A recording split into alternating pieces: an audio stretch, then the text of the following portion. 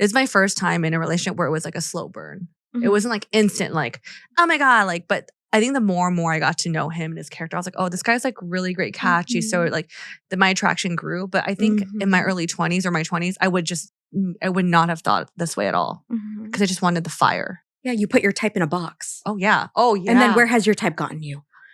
Nowhere. I know. Yeah. That's so funny. That was a rhetorical question, but you're like, the this look has she an gave. answer. Yeah.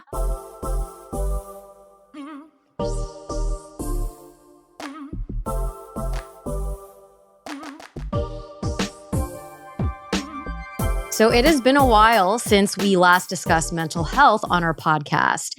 Thankfully, since we did that episode, mental health and therapy in general has become a much more normalized topic, which is amazing, and we really love that.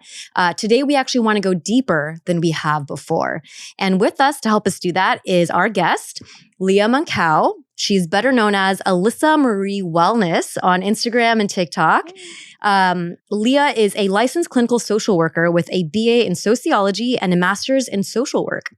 Leah has been a therapist for over a decade, and she owns a group practice here in California that employs a team of licensed psychotherapists. Together, they specialize in treating depression, anxiety, trauma, and relationship concerns.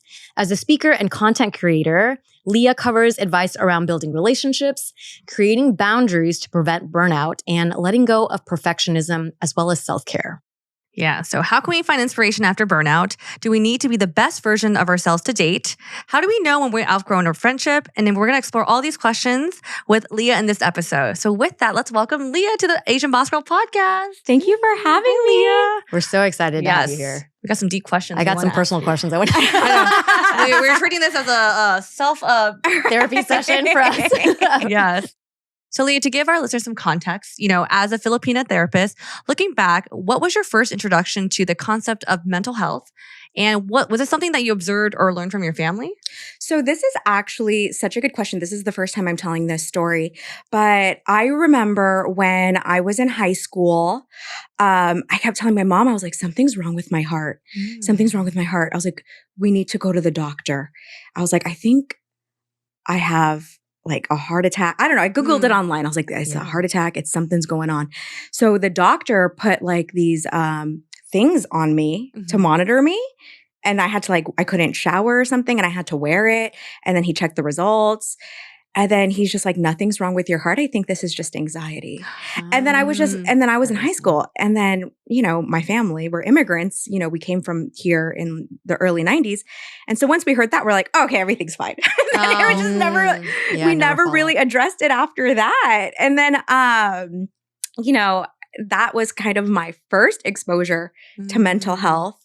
However, with that said, my parents are so open to the topic about mental health. They're so open to the topic about talking about feelings. And so sometimes when things got rough in the household, there was always conversation about it. That's really good. Yeah, I know. Dang.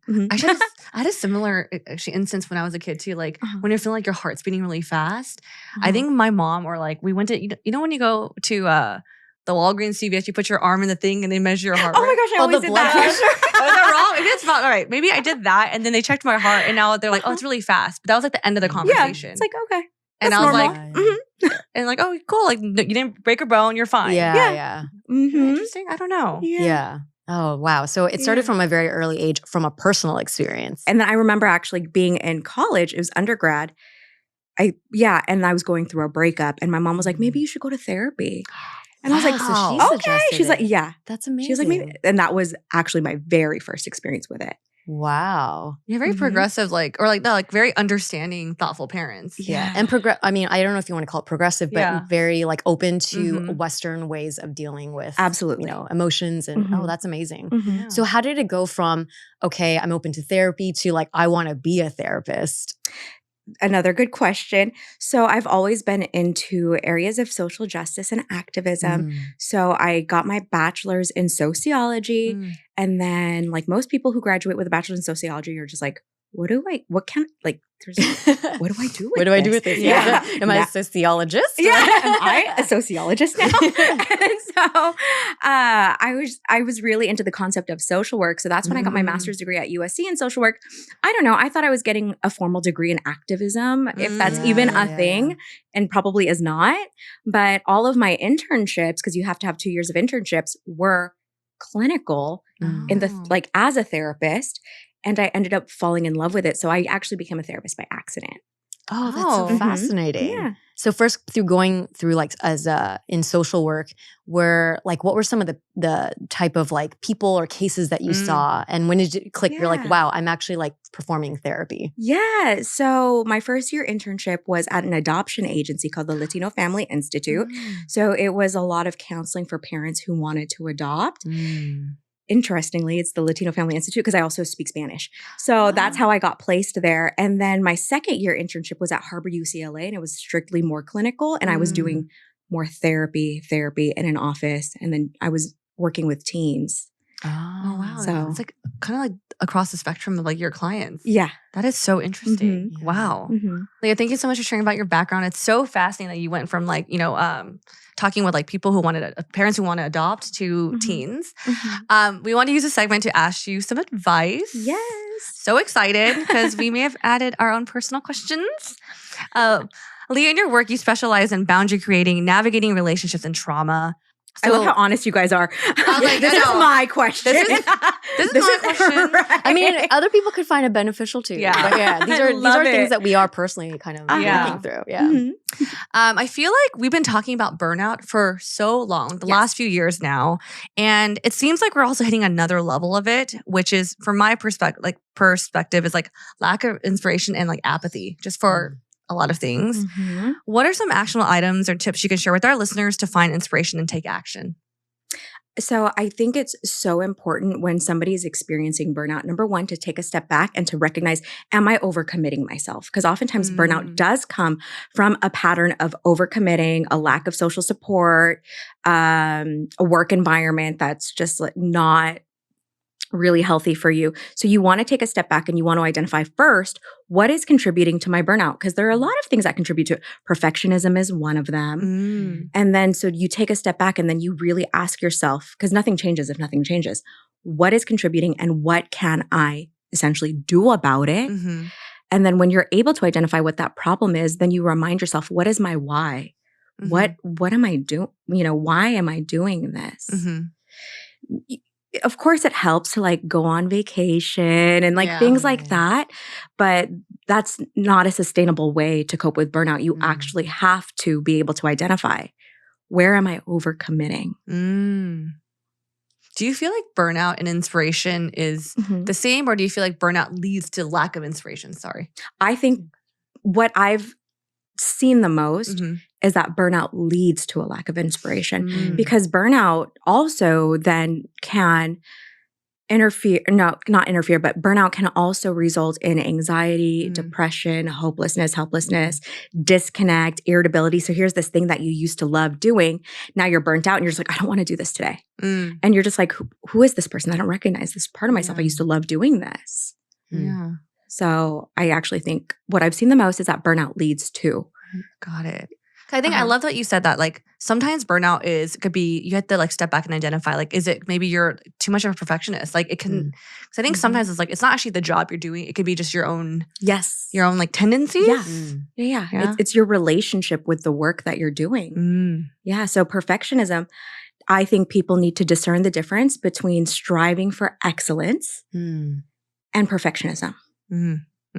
Because one, striving for excellence influences and improves your relationship with yourself and your self-esteem. Perfectionism actually damages your self-esteem. So striving for excellence is process-oriented. Ooh, I just bought this new mic. I'm so excited to learn how it works and teach other people. Whereas perfectionism is, I bought this new mic and now everything has to sound right when we use it. So there's process and there's outcome. Interesting. Perfectionism is focused on the outcome. And if the outcome isn't the way that you like it, you feel horrible. Wow. I Makes sense? really like that example as a distinction. Yeah. Because then you can see how if you're thinking in the perfectionist mindset and you're always focused on the outcome, then you will constantly feel like you're falling short. And then it becomes, then you get like stressed out and you get like impatient with yourself. And I can see how that leads to burnout. And you get impatient with others. That's what people don't talk about with perfectionism too. Oh, There's different types. So it's like when you're expecting other people to know or to do it a certain way, now you're irritated with other people. Ooh, yeah. Sorry. I was like, oh, she just identified there's self-prescribed perfectionism, which is like, I need to be this, this, and this. And then there's other prescribed perfectionism where you have these unrealistic expectations for other people. That's true. And then there's societally prescribed perfectionism where you assume other people have these high expectations of you, and maybe they do. If you grew up in an Asian household, you know, like stereotypical stuff. Yeah. Dang. So there's actually 3 types. And then you add in like needing control of everything. Wanting control. Yeah, which is part of it. Yeah. Got some answers. This is not my therapy session. So you can have some follow-up. No, I just I actually had to sit back and think about this. You gave a really great answer for me to even reflect on myself. Because the reason why I said this is my question is because I think in life in general, like I feel like I'm pretty much overall really content, but there are moments I'm just like, I don't feel inspired. And I used to feel so like this creative energy in me that I feel sometimes it's depleted or it's not as like strong as it used to be. And I think for me it's identifying why. And I don't think I came up with an answer yet. Yeah. So then in order for us to come up with an answer, we have to identify what the question is, right? So it's, am I overcommitting myself? Am I spreading myself too thin? Am I saying yes when I want to be saying no? Right? Do I need to try something different? Does this even align with where I'm at currently in my life? It's just like a lot of questions you can ask yourself to reflect. Yeah. Got some answers popping up slowly in my brain. Oh, by the way, I don't want to leave ABG. If that's no, it's just more like I think I want to get to a place where I want to add more. Yeah. Then it's like I feel like for myself, like within like even just like my personal life and like ABG, it's just like I want to be able to add more than I did before. Not like add more work to overcommit, but like what's the next sprinkle of magic I can add? I know what you mean. Yeah. But yeah, just wanted to clarify. But thank you so much for the answer. Well, my question, Leah, is or it's a different topic. Okay. I guess it could be focused on the self, but you know, we share a lot about our relationships on the podcast, and I personally recently went through a breakup. Okay. So I'm not quite back into the dating world, but my mind is focused on that. And eventually I will get there. And something that I hear often is brought up and something that I struggle with is when I'm looking for like my life partner, it can be really easy to focus on like searching for someone who gives me that like feeling. Like I'm looking for butterflies to make sure that I'm finding the right person. If they don't give me butterflies, I don't know if that's a person, right? Or on the flip side, I tend to be a very logical person. And I've been told like, well, what are you looking for? So I might write down a list of like, these are ideal, or if not written down just in my mind, I'm like, these are the characteristics I'm looking for, or these are the things. And then it can become very like long very quickly. And then it's very niche. And then it's very niche, right? Yeah. And so I get these like 2 different like types of ways to look for someone where you're like, go with your gut, go with how you feel. And then it's like, go with your head, go with what's on the list. But it's like, what should, like being able to simplify it, like what should I actually be paying attention to when I'm trying to date and find like a good partner for me? Yes, both, right? So you do want to go with your gut and you want to go with what you know versus creating a list of what you want. Not versus, but in addition to that, I would create a list of non-negotiables. Like this is what I am not willing to settle on, you know? And that really creates a guideline for what it is that you're looking for.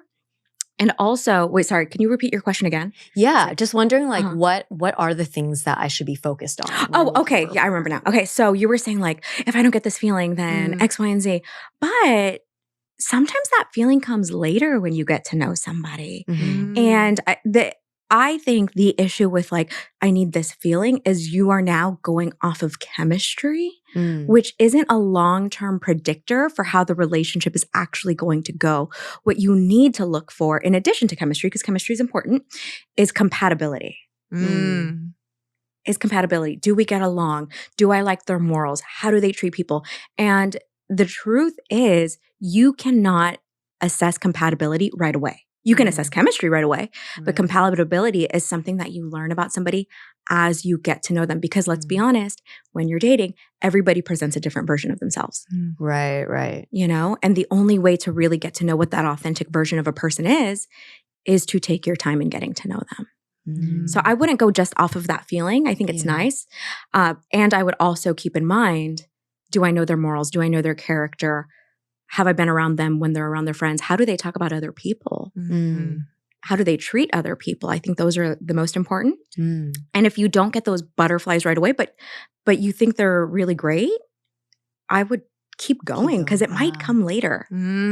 So I should be looking for like their morals and the way they treat people and all that, and then see if it aligns with the way that I would do something or the ways that I value things. Yeah, because compatibility will sustain a relationship much longer than chemistry ever will. You still want chemistry, but we gotta put them both on the table. That's a really good question. That's a good, okay. Compatibility and values. That's I'm just going to simplify everything and just and your non-negotiables, right? So it's like I have to be attracted to you. That's an appropriate non-negotiable. Okay. You know? Yeah. That's true. Yeah. I want you to also like to travel. That's an appropriate non-negotiable. I want to get married and have children, or I don't want to get married ever and I don't want children. So if you know what I mean? So it's like, what are those hard lines that you're drawing? Is there like a certain number of hard lines I should have, or like not too many, or kind of like, is it like you have like 3 that you really hold on to, or is it like a list of 10, or like what is? You got to show me your list. And then I can be like, this is not. This should be on the list. Yeah. But I think what you've listed so far, I think like wanting kids or wanting a family, physical attraction or like needing some, but I feel like I've put less value on that over time, but the chemistry and the physical attraction, I think, And I feel like I don't have too many non-negotiables. I would actually, as your friend. Actually, maybe I do. Sorry. I know, and I could be as your friend that I've witnessed your relationship, I think, I actually think you have more non-negotiables now. For example, you need someone that can communicate with you. Like actually, how you non-negotiable. Yeah. Communication. That's huge. Communication styles, I think. Because like, it's so broad to say like, oh, I need someone who, or like communication is very important to me, but it's important to everyone, right? But I think it's like, for me, I really like conversation. So if someone doesn't also enjoy conversation, that is, I guess that is that has to be a not, because then you'll be bored. Yeah. And you'll feel lonely. Yes. Yeah. Versus somebody who also is okay with not having conversation. You know what I mean? Yeah. Yes. Okay. Yeah. That is, I will add that to my non-negotiables. Or it's been there, but I will like put it up into the. You write your list and show Leah. She's like, I show proof it. Yeah. Okay. Thank you. I love what you said about the chemistry and compatibility, because I will say throughout my 20s, and I think a lot of my girlfriends that I talk to who are dating, we are chasing chemistry. Like if there's no chemistry instantly, we say no. And I think that's a lot of ways how we turn down a lot of great partners. Because we're like, oh, I don't feel anything. Or I'm like, whatever. But they're so perfectly nice people. But the compatibility thing is what's going to. Yeah, they could be compatible, but they're like, oh, I don't feel the butterflies. And for me too, because I think in my current relationship, we had a discussion about like just this topic. And I was like, it's my first time in a relationship where it was like a slow burn. It wasn't like instant, like, oh my God, like, but I think the more and more I got to know him and his character, I was like, oh, this guy's like really great catchy. So like my attraction grew. But I think in my early 20s or my 20s, I would not have thought this way at all. Because I just wanted the fire. Yeah. You put your type in a box. Oh, yeah. And then where has your type gotten you? Nowhere. I know. Yeah. It's so funny. That was a rhetorical question, but you're like, this has an answer. I legit. No, that is a good. Where has your type gotten you? That's a good question to ask yourself. I ask myself too. I want to ask you that too. I'm just curious. We'll see if I check. So another question, Leah, is again with relationships. I feel like as much as we all may want to be the best version of ourselves entering, the dating world, like we know that's not realistic. How much do you think a person needs to have dealt with their trauma in order to be ready for or feel worthy for a relationship?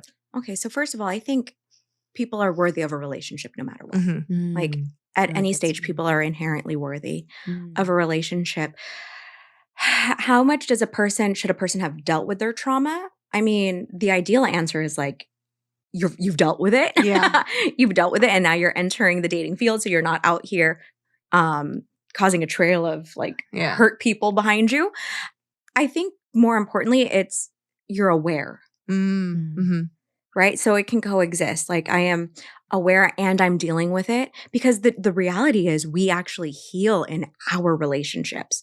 So it's not like I'm going to heal and then I'm going to be in a relationship. You can do that, but it's I'm aware and I am going to continue my healing in the relationship. I really like that Mhm. distinction because I was thinking about this, about how nowadays, because of dating apps and how quickly people flip partners and how miscommunication is such a thing, I think a lot of people, whether you want to call it trauma or just like they have something that's causing them to be hung up and maybe potentially like self-sabotaging in relationships, everyone's getting, or a lot of people are now bearing these like extra things and they're thinking, oh, I'm going to mess someone up if I like try to be in a relationship right now. So I shouldn't.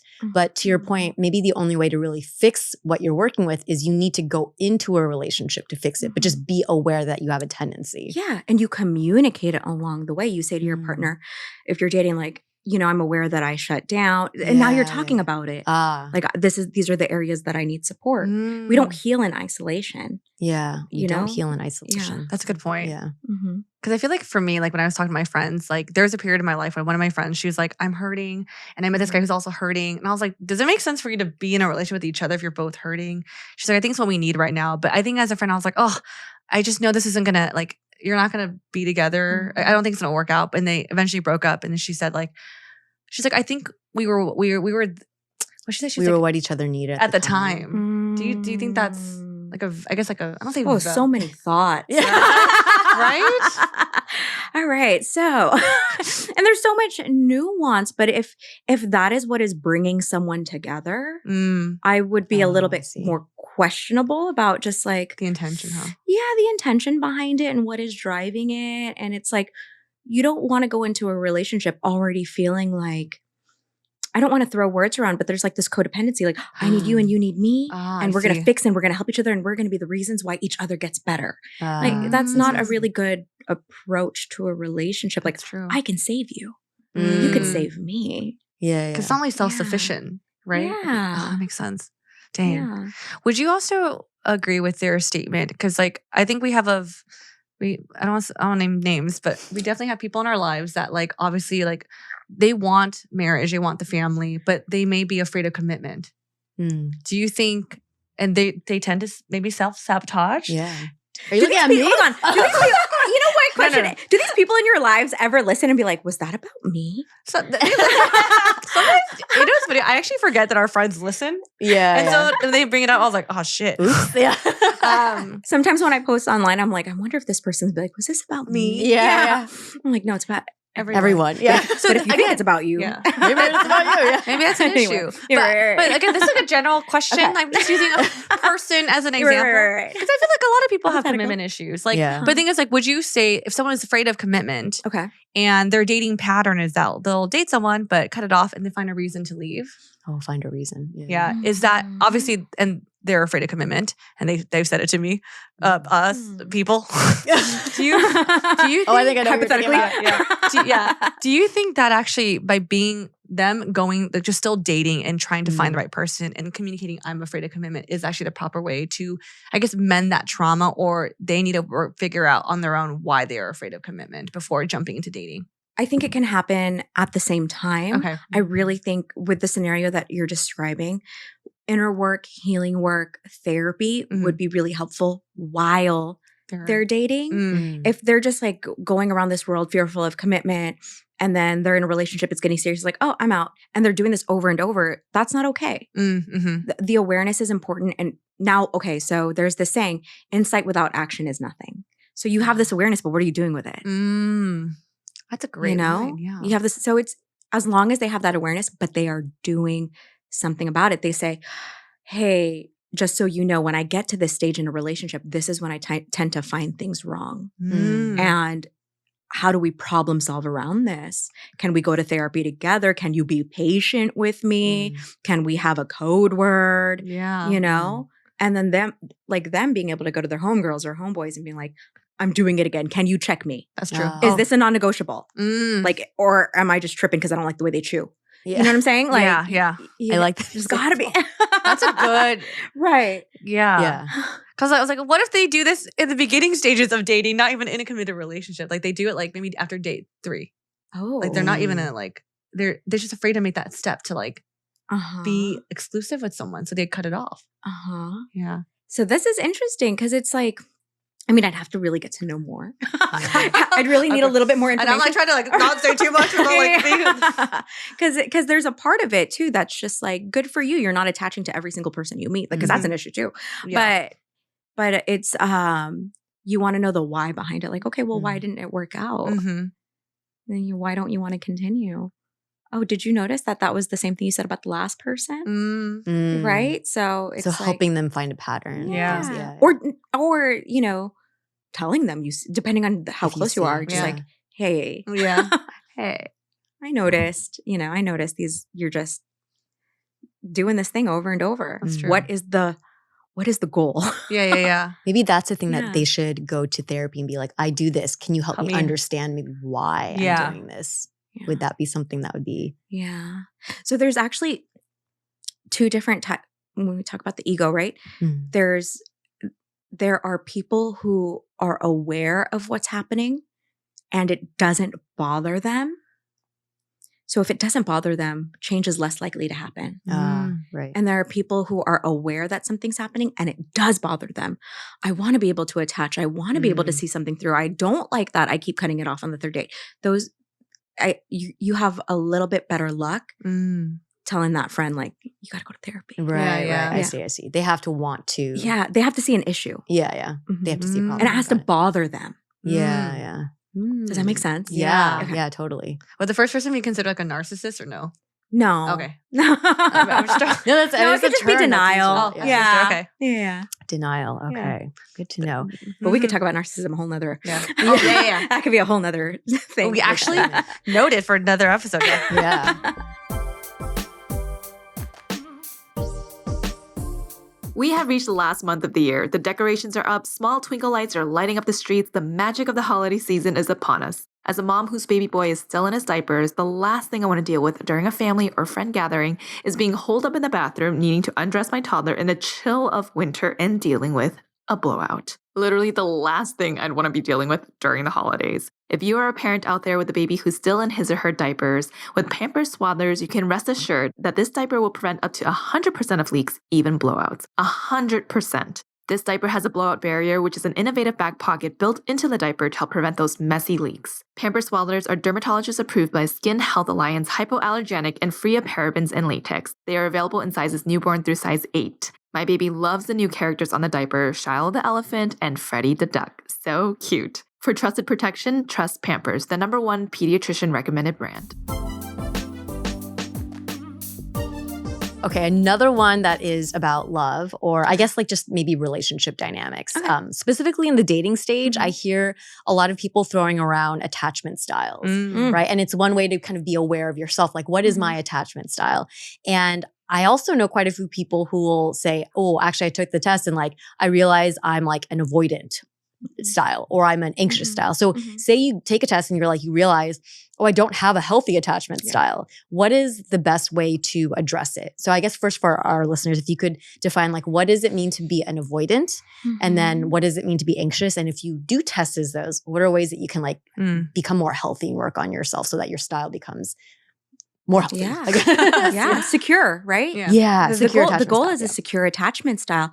So just to give a little bit of context, you can have a different attachment style with different people in your life. So in a relationship, you might be like, I'm anxious AF, you know? But in your friendships, super secure, right? Yeah. Okay. So you can have a different attachment style with different relationships. And also there is hope because your attachment style can shift, heal, whatever.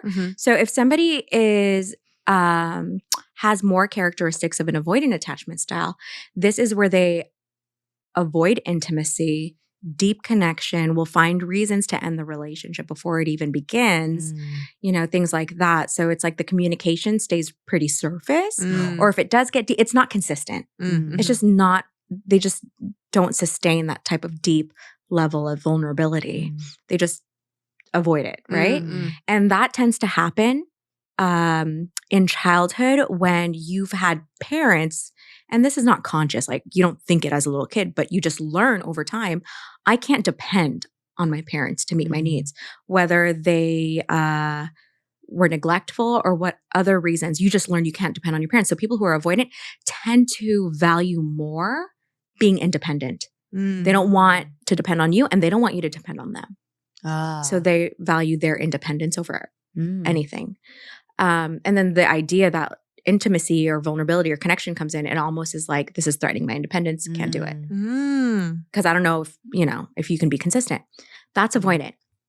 Anxious encompasses, there's so many ways an anxious attachment style person can present, but it could be, I just dated somebody. Okay, their phone is ringing. Who is that? And then you can't stop thinking about it. Like, who's texting them? What are they doing? Right? When they've given you no reason to think that. And it also comes from like, are they going to leave me? Do they still like me? They said hello differently this morning. Did I say something that's going to bother them? And then you're just constantly either in your head about it or you're constantly seeking reassurance. It's actually really painful. It's like really painful to go through because you never feel good about it. And so with an anxious attachment style, that tends to stem from childhood when you've had parents who were inconsistent. They're there and they're not there. They're there and they're not there. They meet your needs and then they don't meet your needs. So then you're constantly worrying that your partner, yes, they like me today, but are they going to be here tomorrow? And so one way to heal, and each style requires something different, but ultimately it's communication. For example, for the people who are avoidant, it's giving yourself the ability to be vulnerable in small doses. A little bit at a time. Yeah, just to kind of get used to that discomfort. And then with the anxious attachment style, it's communication. Like, hey, saw you put your phone on do not disturb. These are the thoughts I'm having. Can we talk about it? Like, why did you? Because there's often this feeling of like, are you doing something behind my back, or do you have thoughts of leaving me without me knowing? So it's communication. It's learning to tolerate the distress because both are distressed. Yeah. I like that. So it's like learning to deal with that discomfort. Yeah. So for the person, like put yourself in the state of being a little bit vulnerable and a little bit at a time so you can start to like be okay with that, like uncomfortableness. And then for the anxious person, like talking about it so that it becomes less like stressful just inside of you, right? Yeah. A little bit. Yeah. Yeah. I like that. I mean, with both, it's learning how to trust. Learning how to trust. Yes.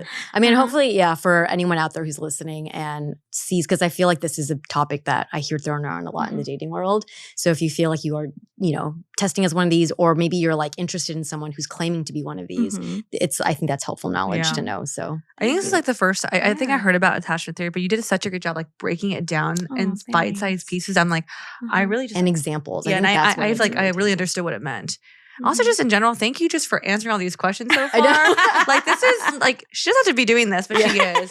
And Lee, you're doing like, I love your answers. They're so thoughtful. It actually makes me like, afterwards, I'm probably like, journal about this. Yeah. To think about what you just said. Our next question is going to be about friendship. So I feel like lately, I don't know, maybe it's just me, listeners, let me know if you feel the same way, but I feel like friendship is a topic that it's being brought up actually quite frequently lately. And so, what are some signs that we might have outgrown a friendship?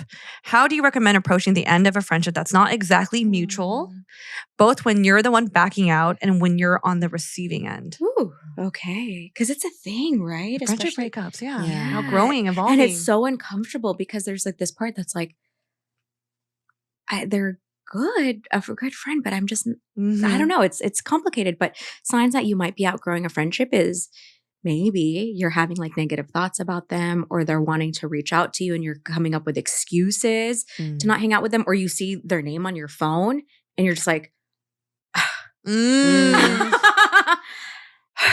I don't want to respond, or and then we want to normalize that sometimes that can come with guilt too, because you know that they love you and you know that they care about you and you know that they have no clue that you're outgrowing it. Yeah. Right. But it's also, you're no longer interested in the conversations that you're having in this friendship. You're waiting, you're hanging out, but out of obligation, you're waiting for it to be done. And it not being a personality trait, because some people are just like, I want to be alone. But it's like, but there are other people you really enjoy. You don't feel that way with your other friends.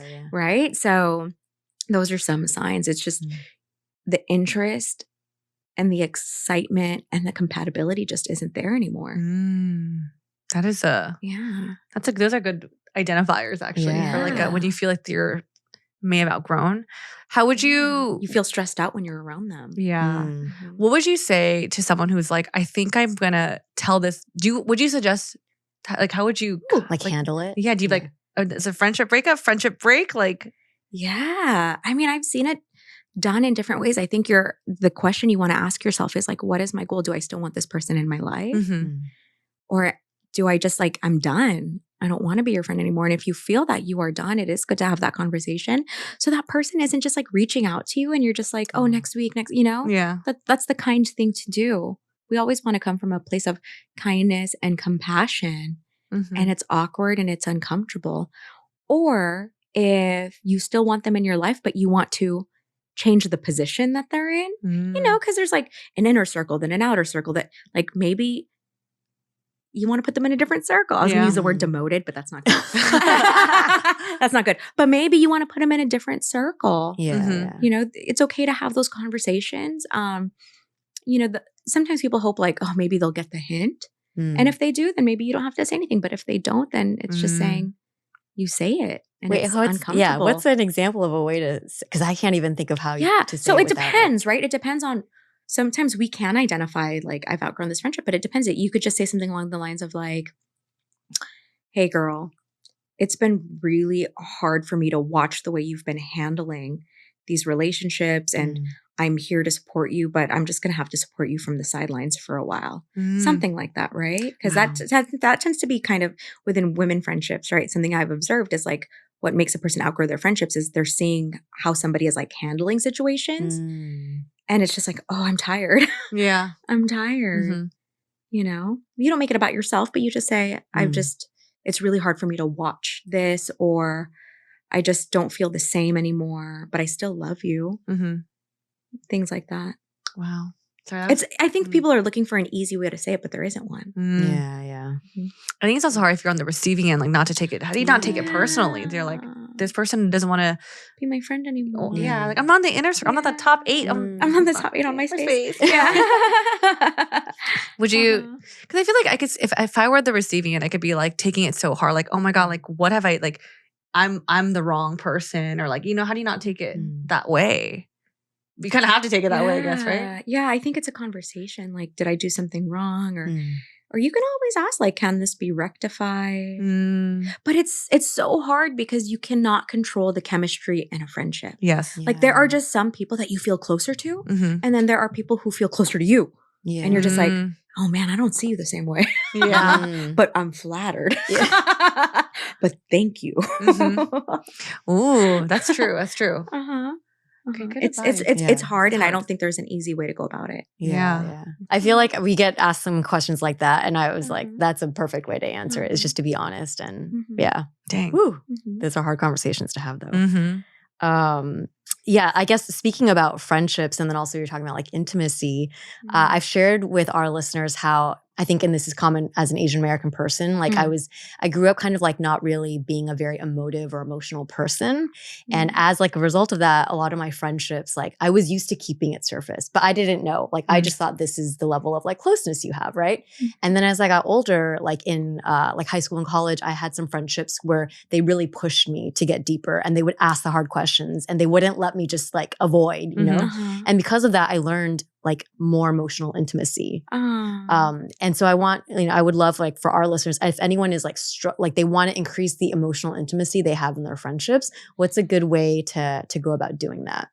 I like this. So if you just Google, and I know what you're talking about too, because you said earlier that you're more rational. Yes. So you're more left brain, right? So if Yeah. something sad happens, it's like, okay, well, what can I do about it? Yes. You know? Yeah, definitely Next. that way. Yeah. Like very problem solving and kind of factual. And so I think if we want to increase that emotional intimacy and that emotional intelligence, you can go online and Google a feelings wheel, and it shows you all of the different types of feelings besides happy, mad, angry, sad. And then, so first it's getting to know how you feel, right? On a deeper level. Yeah. And then it is being able to first discern, like, which friends do I feel safe having these conversations with? And then it's really being able to communicate with your friends. This is like really hard for me to communicate. Like, can you ask me questions? I do. Can do you that, ask me questions? Ask me the questions. Yeah. I'm happy to share. I want to be an open book, but I don't know what to share. Yeah. And I don't know where to begin. So can you ask me questions? And then just go from there. Yeah. I like the emotional wheel thing. I have had like a therapist bring that up where it was like a lot of people maybe are not aware that there is a plethora of emotions and a lot of nuances. And the more that you can increase not only your knowledge of all the different emotions, but be able to identify when you're feeling something. It's like, I'm not quite angry, I'm not quite sad, but I'm like something in between, like, and I needing to know what word that is. Like, There's so many words, right? So it's like, are you angry or are you feeling misjudged, abandoned, rejected? Like there's so many. There's so many that go deeper into the feeling. Yeah. Dang, such a good therapist. Oh, wow, this is so good. Anyways, well, I'm really enjoying this episode. Okay, so I want to talk to you about and ask you questions about self-love. Okay. I feel that's something a lot of people are trying to achieve. And I like to Google too. I feel like when I Google or when I look at advice columns or whatever, it's kind of like I get fed the same thing. Like whether it's like one, pausing for breath, take a breath, or two, take a walk, which these are great advice. But what are some self-love habits we can incorporate into our daily routines that we may not have heard of? Okay. That's a good one. So you probably all have heard of all of them. At this point, yeah. Right. But I think when it comes to self-love, the most healing thing that we can do for ourselves is to recognize the way in which we talk to ourselves. Right? So it's like, what's your dialogue with yourself? When you mess up, when you make a mistake, when you go through a breakup, when you go through hard transitions, how are you treating yourself? And to me, when you can delve into that dialogue, that is the ultimate act of self-love, when you can show yourself kindness and compassion no matter what you're going through. I've definitely tried becoming like through journaling and stuff, like, what is the natural way that I'm reacting? But I find that even though like 80% of the time it's positive, sometimes I'm still being negative. And so it's like being aware that doing it consistently is actually the hard thing, like when I have like a really hard experience, being kind to myself in that experience, even though it's like only 10% of the week or like it happens once a month, but that is the moment where if I can learn to be kind to myself, then it's more important than like the other times almost. How are you talking to yourself? Are you comparing yourself to other people?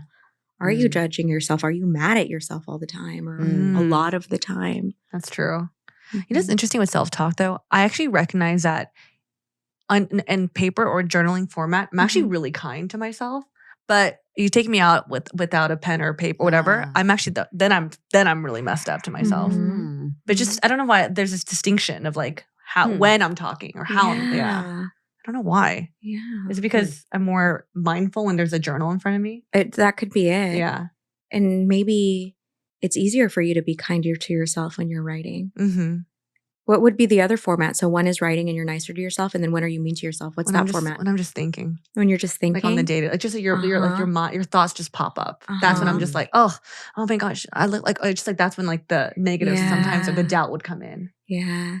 So that's faster. Right? When you're just thinking, it just pops up versus with journaling. There's more intention behind it because it's taking time from the thoughts to go onto paper. So there's actually more of a break there for you to be able to practice that kindness. So it's okay if you're not good to yourself when those thoughts pop up, but you want to be aware of it. And it's like, let's say you're just like watching the traffic on the road and you're on the side. Just notice every thought that you're having as one of the cars and you're just watching it. You're not believing it or chasing it or trying you're to just watching. Yeah, you're just watching it like, oh, that's a thought. It's just a thought. It's true. Mm-hmm. I'm always trying to like get in the car. Get in the car.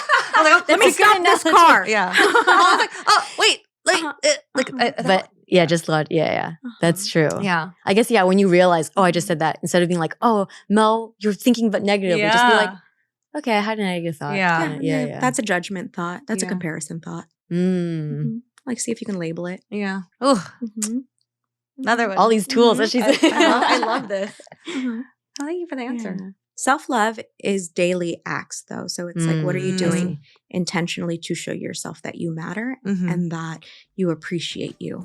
Yeah.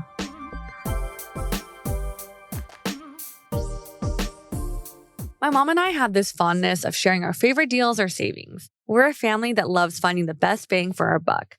So it's no surprise that we are both active users of Rakuten. Rakuten is a shopping platform that partners with over 4,200 stores across every category from beauty, clothing, electronics, and more, and you earn cash back on everything you buy. I can't describe how happy I am whenever I see that surprise Rakuten check in the mail. With the holiday season upon us, it's the smartest way to save money when you shop because you stack holiday sales on top of cash back to maximize your savings. Besides gifting myself a few pieces from Everlane, I just use Rakuten to buy my roommate a birthday gift from Groupon.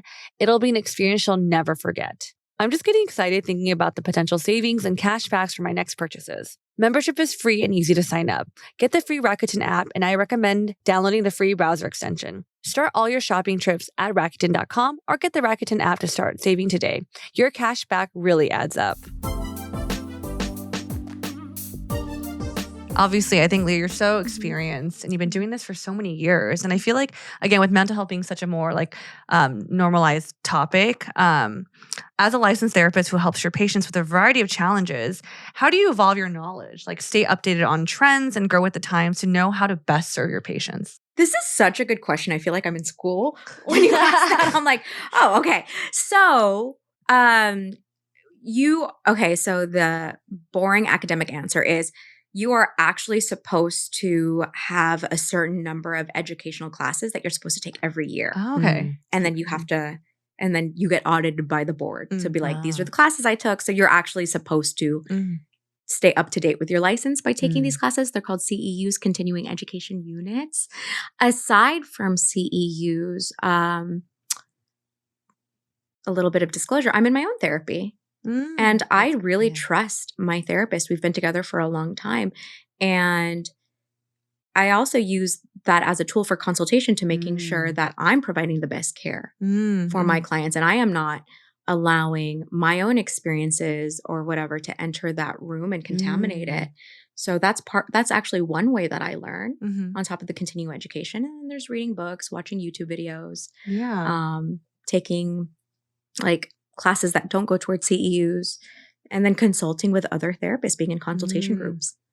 That's great. I think the reason why I ask these questions, I feel like obviously social media has been such a huge benefit, but there's also a downside to it. But, I'm getting fed a bunch of just people telling me, this is how you do stuff. This is how you deal with your trauma or whatever. But sometimes I'm like, I don't know if are you licensed? Are you I don't know if from your end as a licensed therapist, you're probably seeing a lot more content that revolves around people giving advice, which is great, but you're ever question the validity of it and how I guess the validity of it. Yeah, so there are so many people in the wellness space that aren't licensed, right? Yeah. And I think that's okay because everyone's got different experiences. It's just so hard to capture the nuances of mental health, relationships, and attachment in a post. So if you see something and it resonates with you, great, bring it to therapy and talk about it. If you see something and it doesn't resonate with you, that's okay too. But yeah, there is a lot of content out there. One thing I do appreciate about it is it's destigmatizing conversations about mental health, which is what we need. Yeah. Well, thanks for the answer. Yeah, you're welcome. Yeah. Well, I mean, speaking of, if our listeners have not visited your Instagram or TikTok, what was your handle again? Alyssa Marie Wellness. And Alyssa Marie Wellness, or Leah, Yes. creates an amazing content on TikTok and Instagram. And she shares a lot of very tactical advice, which is what we love about your content. And specifically around like relationships, navigating conversations. So you're not just, it's not just like this is how, focus on the positive, but it's like a real chunk of like, how would you navigate this specific situation? So we've asked you already some kind of like questions around like dating and relationships, friendships and stuff for ourselves individually. But I have a couple of more just like broad questions for dating. One is, what are some green flags that you think are underrated? Oh, green flags that are underrated. Okay. The way that they talk about their exes. Ooh, How do they talk about them? Consistency. Right? Consistency. Because whatever people are showing you in the beginning, can they sustain it? Right? And then effort. What about red flags that you think are misunderstood? Ooh, red flags that are misunderstood. Like red flags that are perceived as green flags? Or What do like you or people will say things and it's like, oh, that's such a red flag. But you're like, actually, that's not necessarily a red flag. Like, so things that, people think are red flags, but maybe you're like, maybe it's not a red flag. Okay, let me see. That's a kind of a hard one, actually. That's a telling hard them. one. If there's a red flag, maybe it's maybe it's like a red flag. Yeah, we don't want to minimize or what's the word? Make excuses. Okay. For it. Yeah. I can't think of one right now where it's like, that's not a red flag. You know what? A common thing that I hear actually is like, they're not making any effort. If they wanted to, they would. Right? That could be a red flag. Or it could be somebody with anxiety. Or it could be somebody that can't read you, so they're not going to put in much effort.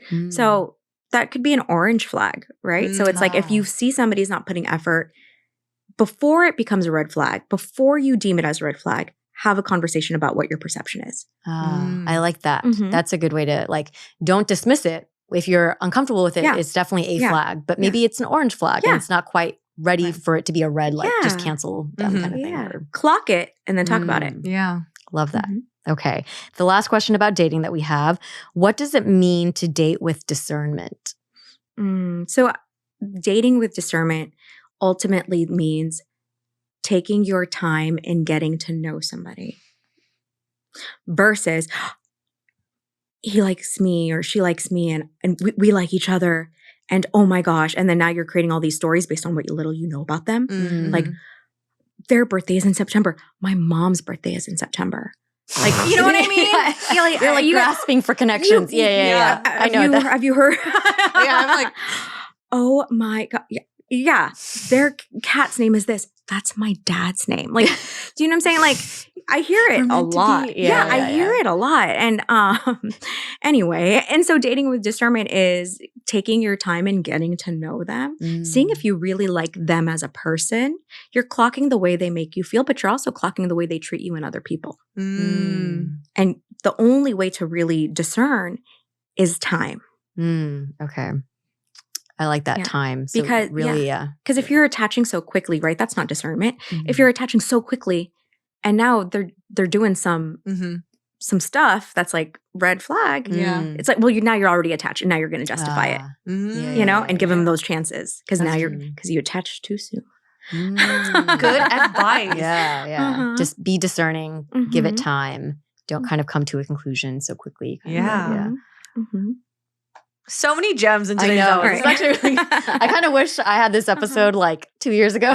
This is an episode I have on repeat for sure. It's an episode they need to teach in high schools. That's true. That actually is, Pasadena Unified School District, hit me up. Yes. I'm just kidding. Seriously though. Literally. I think these are really valuable life skills. What is communicating along the way and how can it help deepen a bond? Yes. Okay, I like this. And when I post about communication along the way, it gets like anything on the internet, right? There's like people that are upset. But communicating along the way really just means letting somebody know where you're at or what you're up to, but not in a way that's controlling, right? So it's like if you know the person you like appreciates communication, it's being able to say, hey, I'm stepping into work, putting my phone on Do Not Disturb. I will call you when I get off at 6. perfect. Because the truth is, everybody is on their phone. Yeah, And if you're on your phone and you're in a relationship, you're dating someone and you see their message and you're dismissing it, that's not nice. Like we want to practice niceness and kindness and treating people the way we want to be treated. So communicating along the way is just being able to put in that little bit of effort and saying, hey, this is what's going on. I'll talk to you after. That's it. And it's not controlling. You're not, because sometimes people will be like, isn't that controlling? Isn't that codependency? And no, it's not. It's kindness. It's controlling if you're demanding it. I need to know where you're at all times, right? That's controlling. Codependency is when you need to know everything about that person in order to feel better. But no, this is just being kind. It's, me being able to say, hey, I'm going to be filming a podcast. I have to put my phone on Do Not Disturb. I should be done around this time. But if you don't hear from me, it's probably because I went straight to work right after. That's it. It's courtesy. And I think we owe people that courtesy. Yeah. I agree. That's great. That's a great way to communicate. Wow. What is communicating with curiosity, and how can it help the person we're communicating with feel more comfortable with opening up? Okay. Communicating with curiosity is such a skill and a tool that I think we all need to develop, because oftentimes whether it's a friend, whether it's a romantic partner, they do something and it bothers us, right? We've already created a story. They don't respect me. They hate me, or they think I'm just going to be here, whatever, right? But communicating with curiosity starts with asking questions, right? Like, can you help me understand what you meant by that? Or just be really curious. Take out the assumption you already have.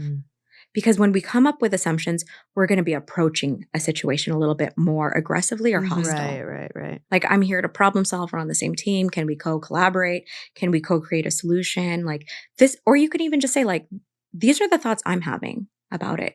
But can you help me understand if, like, I'm accurate or I'm not accurate? Maybe I'm missing something. So it's just remaining curious. Yeah, I like that. I think I'm realizing now as you talk about this, I'm like, I don't think that I'm judgmental, but maybe there's the part of me that always felt like I needed to be prepared.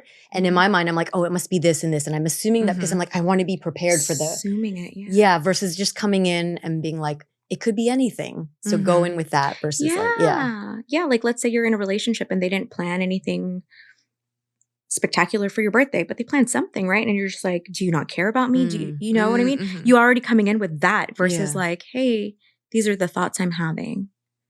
And can you help me understand why you plan this versus this? Whatever. Yeah. But it's like you want to come with it with more curiosity, because the truth is you don't know the truth. Yeah. I'm like, so many nuggets. I'm replaying certain conversations and I'm just like thinking. And I'm like, because I think sometimes maybe in my mind, I'm thinking I'm communicating with curiosity, but then in reality, but my actions following don't align. Kind of. Or like, I don't put my own conversations on blast, but I think I had a conversation once with my boyfriend. I was like, I think I was explaining to him like, oh, this is where I'm coming from. He's like, I understand that, Mel, but you're still seeing it from your perspective. You're not seeing it from mine. And I was like, but I'm trying to understand you. I'm asking the right questions. Like, why do you think this way? This is why I'm thinking this way. Like, I always think I'm sharing like the context, but sometimes maybe even through my actions, it's actually not like communicating with curiosity the right way. Or maybe even the wrong example. And your tone matters too. That's true. Yeah. Like, can you help me understand why you're being such a jerk this morning? Like, like tone, words, all of it matters. Yeah. That's already, because that's assuming that they were. Yeah. And then you're the way you're saying it too. That's true. But yeah, lots of matters. It's practice. Yeah. A lot of these are skills. Yeah. And with any skill, you do it over and over and over again, and you can learn. Yeah. And then over time, you won't jump to conclusions. You'll just be like, hey, this happened. Like, what's going on? That's true. It's not going to change overnight. Yeah. Mm-mm. My last question for communication is tips on how to verbalize when you reach capacity and your boundary and you can't engage. Ooh, I think a lot of people, I relate to this question. And you can't, I mean, I'm so lucky. This is going to sound, but like I have friends who already give me that out. Like a friend texted me last night and she was like, can I call you? And I was like, yeah. And she's like, wait, but do you have the space? And I was like, I do now. Yeah. That's I did have the space. And so, but and I want to put the onus too on people to be able to ask first so that you're not put in this position to have to, be like, what? before you start. Yeah. You know, but you can always just say along the lines of like, I really want to hear you. Right now is not a good time for me. And I want to give you my best self. I want to give you my best self. I want to give you my most listening self. And right now I'm not in a good space, or I'm in a really stressed out space. So can we talk about this tomorrow? Or can I send you some times that I'm free to talk about it? Because if you're not in a good space and somebody's telling you something, that's not fair to them that they're not getting the best you either. Yeah. You know, you would want that from somebody when you're venting about something and they're only half listening or something, Yeah. you know? So it's just being able to say, I'm not in a good space right now, or I'm really stressed out. I want to listen and I want to give you all of me. So can we talk about this another time? And then offer the other time. This is great advice. I know. I've even had a friend say to me, I am so sorry. I just can't right now. Is there anybody else you can talk to? And it's just so important that if you're on the other end, you don't take it personal. On both ends. We are not entitled. Yeah, we're not entitled to people's emotional energy, no matter how close we are to them. Yeah, that's true. We're just not. Dang. We think we are, you know, but we're not. Yeah. I love these perspectives that you're offering, Leah. Thank Aw. you. So, yeah, I mean, this has been an amazing conversation. If you could have one last piece of advice that you would leave our listeners, what would that be?